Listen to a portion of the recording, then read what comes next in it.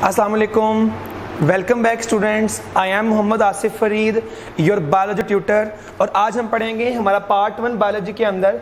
आज चैप्टर हमने शुरू किया है, सेकंड चैप्टर है आपका पार्ट 1 बायोलॉजी में से बायोलॉजिकल मॉलिक्यूल्स। और आज का हमारा टॉपिक है वो है स्ट्रक्चर ऑफ डीएनए के बारे में। तो हमने प्रीवियस लेक्चर के अंदर डीएनए का इंट्रोडक्शन किया था, हमने न्यूक्लियोटाइड्स देखे थे, उसके अंदर हमने टेबल ड्रॉ किया था। आज हम पढ़ेंगे डीएनए का स्ट्रक्चर कैसा है। तो सबसे पहले आपने याद रखना है, दो साइंटिस्ट हैं विल्किंस और फ्रैंकलिन। इन्होंने क्या किया था, इन साइंटिस्ट ने एक्सरे डिफ्रैक्शन टेक्निक जो है वो इस्तेमाल की थी।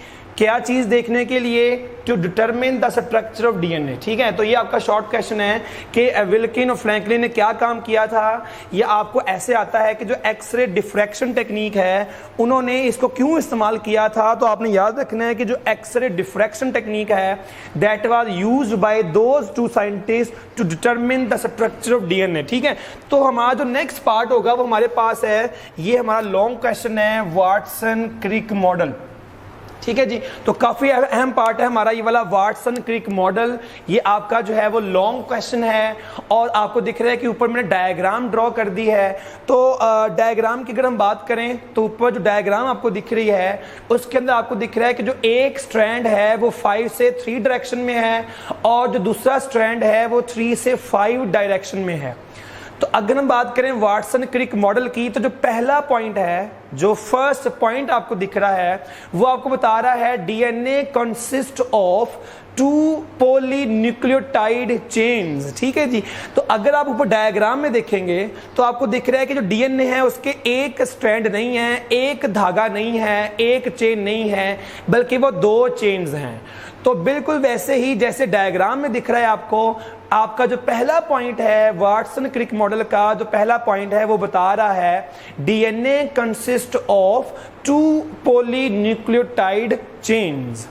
जो आपका दूसरा पॉइंट है वो आपको बताएगा कि कॉइलिंग कैसे है उसकी। तो अगर आप डायग्राम को देखें तो डायग्राम के अंदर आपको दिख रहा है कि जो डीएनए के 2 स्ट्रैंड है वो सेम डायरेक्शन में नहीं है, बल्कि वो उल्टे हैं, वो ऑपोजिट हैं, या हम इसे कहेंगे कि वो आपके पास जो है वो एंटी पैरेलल है। ठीक है, तो आपका जो सेकंड पॉइंट है वाटसन क्रिक मॉडल में वो आपको बता रहा है कि जो 2 strands of DNA are coiled around each other in the form of double helix, के आपस में कॉइल किए होते हैं। तो डीएनए के जो 2 स्ट्रैंड हैं वो बिल्कुल सीधे नहीं होते, बल्कि वो 2 आपस में कॉइल किए होते हैं। ये बिल्कुल ऐसे ही है कि जो आपके पास एक सीढ़ी है, तो सीढ़ी के 2 आपको दिखते हैं कि 2 स्ट्रैंड है, सीढ़ी के 2 आपको दिखते हैं। तो अगर आप उसको आपस में कॉइल कर दें तो वो आपके पास बनेगा डबल हेलिक्स। तो जो आपके पास डीएनए का जो पहला पॉइंट हमने देखा है वो आपको बता रहा था कि डीएनए में 2 चेनें होती हैं, 2 चेन्स हैं।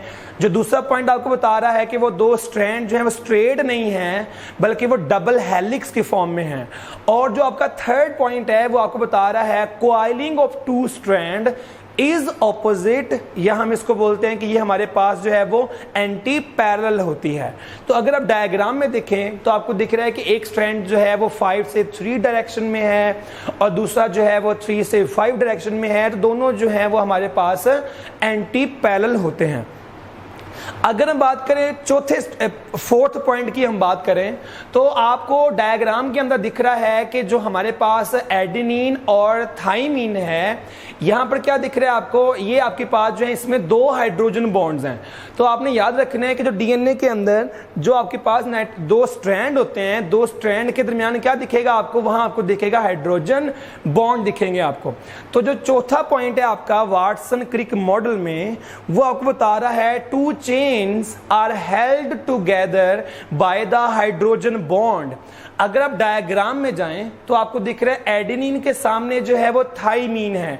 तो आपने ये भी बात याद रखनी है, adenine is always opposite to thymine और जो गुआनिन है is always opposite to cytosine. ठीक है, और ए और टी के दरमियान डायग्राम में आपको दिख रहे हैं डॉटेड लाइंस मैंने ड्रॉ की हैं, वो हाइड्रोजन बॉन्ड को शो कर रही हैं। तो ब्लू में जो डॉटेड लाइंस ड्रॉ की हैं मैंने वो शो कर रही हैं हाइड्रोजन बॉन्ड को। तो आपको दिख रहा है कि ए और टी के अंदर जो है हमारे पास 2 हाइड्रोजन बॉन्ड हैं और जो हमारे पास जी और सी है उसके दरमियान हमारे पास जो है वो 3 हाइड्रोजन बॉन्ड है। तो अगर आप नीचे आए चौथे पॉइंट पे आप जाएं तो उसी पॉइंट को मैं एक्सप्लेन किया है अभी।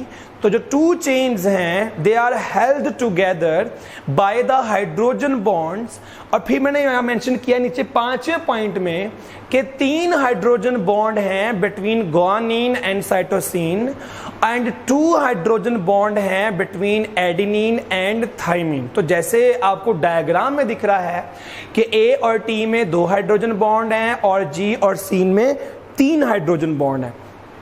अब एक क्वेश्चन ज़हन में आता है, जैसे आपसे मैंने पहले कहा कि ये जो है आपके पास कॉइल होता है, तो एक क्वेश्चन है कि एक टर्न में कितने बेस पेयर मिलेंगे, तो 10 बेस पेयर्स। तो आपने याद रखना है, छठा पॉइंट है आपका डायग्राम आपके एक्सप्लेनेशन में। तो 6 पॉइंट आपको बता रहा है कि 10 जोड़े होते हैं, 10 बेस के पेयर्स होंगे हर एक डीएनए के टर्न में, और वो जो टर्न है वो 34 एंगस्ट्रॉम का है। तो आपको याद रखना ही, आपका मल्टीपल चॉइस है कि जो डीएनए के अंदर है हर टर्न में वो 10 बेस पेयर्स आपको मिलते हैं, और उसके अंदर जो आपके पास 10 बेस पेयर्स हैं अगर उसका डिस्टेंस आप मेजर करें तो वो 34 एंगस्ट्रॉम होता है। तो आप डायग्राम में जाएंगे तो एक बार रिपीट करें, हमने क्या सीखा। डायग्राम आपको बता रही है कि डीएनए के 2 स्ट्रैंड होते हैं, 2 पॉलीन्यूक्लियोटाइड चेन्स हैं। फिर हमने कहा वो जो 2 चेन्स हैं वो स्ट्रेट नहीं हैं बल्कि वो डबल हेलिक्स की फॉर्म में हैं। फिर हमने सीखा कि जो 2 स्ट्रैंड है उनकी जो कॉइलिंग है वो ऑपोजिट डायरेक्शन में होती है। एक स्ट्रैंड जो है 5 से 3 डायरेक्शन में मूव कर रहा है और एक स्ट्रैंड जो है वो 3 से 5 में, तो ये आपस में जो है वो ऑपोजिट जो है वो इसकी डायरेक्शन होती है। फिर हमने क्या सीखा, फिर हमने बात की कि जो एडेनिन है is always opposite to thymine and guanine is always opposite to cytosine. ये हमने जो है वो बात यहाँ पर की है। फिर हमारा जो नेक्स्ट पॉइंट था वो हमारे पास था कि जो 2 चेन्स हैं डीएनए की उनके दरमियान जो है वो हाइड्रोजन बॉन्ड होते हैं।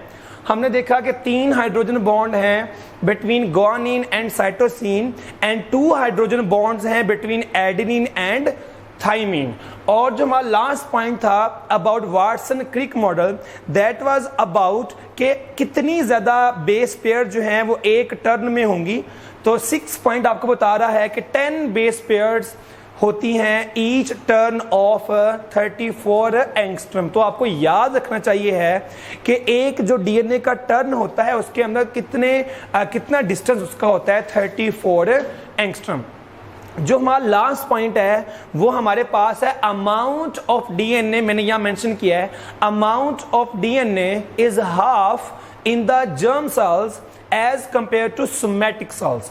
तो यहां पर 2 वर्ड आपको दिख रहे हैं, एक वर्ड आपके पास है जर्म सेल और एक वर्ड हमारे पास यहां पर है सोमैटिक सेल।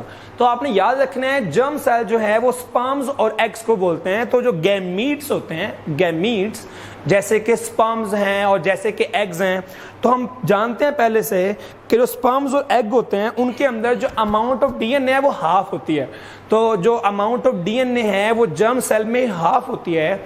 और जो सोमैटिक सेल हैं ये हमारी बॉडी के सेल होते हैं, ये डिप्लॉइड सेल होते हैं। और आपने याद रखना है कि जो डिप्लॉइड सेल जो होते हैं उनके अंदर जो है हमेशा क्या होगा, उनके अंदर जो है वो डीएनए की अमाउंट जो है वो जर्म्स के मुकाबले में, जर्म सेल के कंपैरिजन में क्या होगी, वो हमेशा होती है ज्यादा। ऐसा क्यों होता है आपके ज़हन में आ रहा होगा, मैट्रिक के अंदर आप लोगों ने पढ़ा है कि जो जर्म सेल्स होते हैं, जो गैमीट होते हैं, जो स्पर्म और एग होते हैं, ये मियोसिस से बनते हैं। और वो जो मियोसिस होती है वो डीएनए की अमाउंट को आधा कर देगी, डीएनए की जो अमाउंट है उसको हाफ कर देगी। तो आपने ये बात याद रखनी है कि जो गैमीट्स बनते हैं, जो जर्म सेल बनते हैं, जो एग और स्पर्म होते हैं, उनके अंदर जो डीएनए की अमाउंट है वो होती है हाफ। और ये जो सोमैटिक सेल होते हैं, जो आपको लास्ट वर्ड दिख रहा है इसके अंदर सोमैटिक सेल, ये बॉडी के सेल होते हैं। और ये जो बॉडी के सेल्स हैं इनके अंदर डीएनए की अमाउंट है वो होती है डिप्लॉइड, वो होती है double as compare to the germ cells. तो आज हमने क्या सीखा, आज का हमारा टॉपिक था बायोलॉजिकल मॉलिक्यूल, चैप्टर 2 है आपका। हम पढ़ रहे थे about DNA. First of all हमने डील किया कि कौन से साइंटिस्ट हैं जिन्होंने स्ट्रक्चर ऑफ डीएनए को एक्सप्लेन करने की ट्राई की है। है तो उन्होंने एक्सरे डिफ्रैक्शन टेक्निक यूज़ की।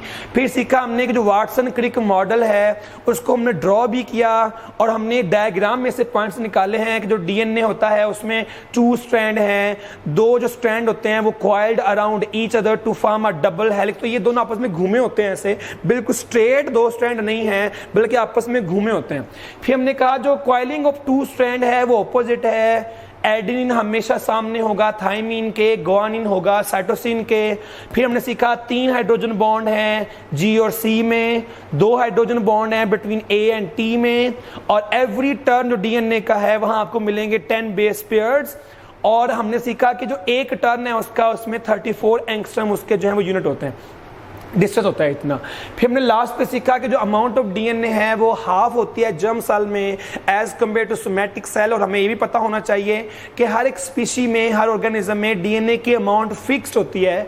जैसे ह्यूमंस के अंदर जो क्रोमोसोम है 46 क्रोमोसोम है, तो डीएनए की जो अमाउंट है वो फिक्स होती है। ये हमारा टॉपिक था आज का। Wish you all the best. Allah Hafiz.